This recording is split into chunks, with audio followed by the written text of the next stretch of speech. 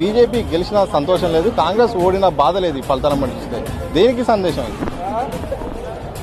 బీజేపీకి వాళ్ళు అనుకున్న సీట్లు రాలేదు. అబ్కి బార్ 400 పార్ అన్నాడు, 6 పార్ అయిపోయింది.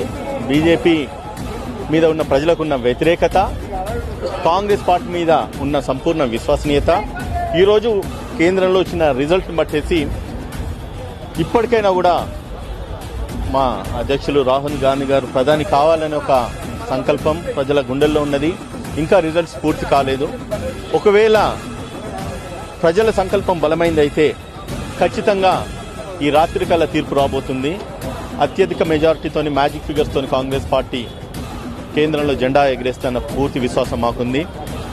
అయినప్పటికీ కూడా ఒకవేళ అటు ఇటు తారుమారు అయితే కూడా రాహుల్ గాంధీని ప్రధానిగా చూసే సంకల్పం భారతదేశ ప్రజలది కాబట్టి ఖచ్చితంగా